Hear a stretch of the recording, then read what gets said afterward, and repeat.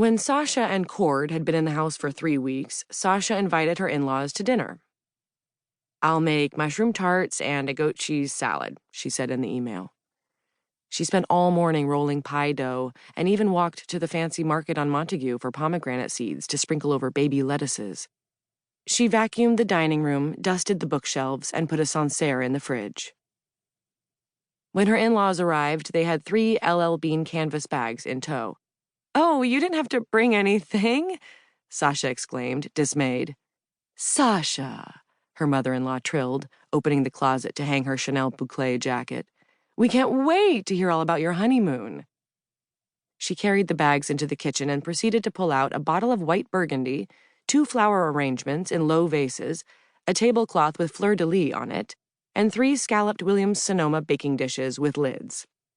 She lined them up on the counter and, like a woman at home in her kitchen of 40 years, opened up the cabinet to take down a glass for her wine.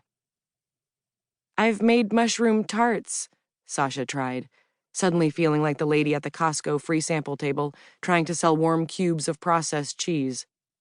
"Oh, I saw in your email, darling. I gathered that meant it was a French-themed dinner. You just let me know when you're 10 minutes away and I'll pop my coq au vin in the oven. I also have endive provençale, and I brought plenty, so we might not need your salad. The candlesticks are in the drawer there. Now let's go take a look at your tabletop arrangement and I'll see what else we need." Out of solidarity, Cord ate the tart and the salad, but when Sasha caught him looking longingly at the endive, she gave him a thin smile that said, "You can eat the damned vegetables, but you might have to sleep on the couch." The agreement was new for all of them, and Sasha understood it was going to take some getting used to. Cord's parents, Chip and Tilda, had been complaining for years that their house was too big for the 2 of them, that it was too far from their garage, that they were tired of doing their own shoveling and hauling their own recycling out to the curb. They were investors in an apartment building 2 blocks away, the former Brooklyn Heights movie theater that was now 5 luxury condos, and they had decided to take the maisonette for themselves, moving in over the course of 1 week, using only their old Lexus and their housekeeper's husband, whom they paid $300. That seemed like a quick divestment from a house they'd inhabited for 4 decades, but aside from their clothing, Sasha couldn't really figure out what they had brought to the new place. They had even left their 4-poster king-size bed in their bedroom, and Sasha felt more than a little weird sleeping there. The Stocktons decided to let Sasha and Cord move into their vacant house and live there as long as they would like.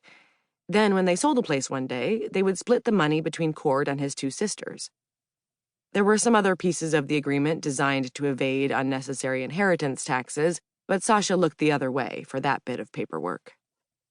The Stocktons may have let her marry their son, but she understood on a bone-deep level that they would rather let her walk in on them in the middle of an aerobic threesome with Tilda's bridge partner than have her studying their tax returns. After dinner, Sasha and Cord cleared the table while his parents headed into the parlor for an after-dinner drink. There was a bar cart in the corner of the room with old bottles of cognac that they liked to pour into tiny gold-rimmed glasses. The glasses, like everything else in the house, were ancient and came with a history. The parlor had long blue velvet drapes, a piano, and an itchy ball and clawfoot sofa that had once belonged in the governor's mansion. Sasha made the mistake of sitting on it once and got such a bad rash on the backs of her legs that she had to use calamine lotion before bed.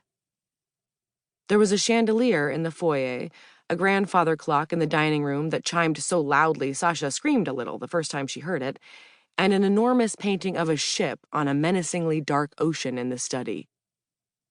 The whole place had a vaguely nautical vibe, which was funny since they were in Brooklyn, not Gloucester or Nantucket, and though Chip and Tilda had certainly spent summers sailing, they mostly chartered boats with crew.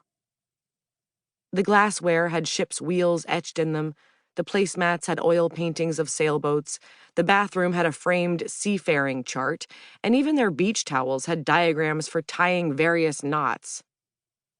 Sometimes Sasha found herself wandering the house in the evenings, running her hand along the ancient frames and candlesticks, whispering, "Batten down the hatches," and "swab the deck," and making herself laugh.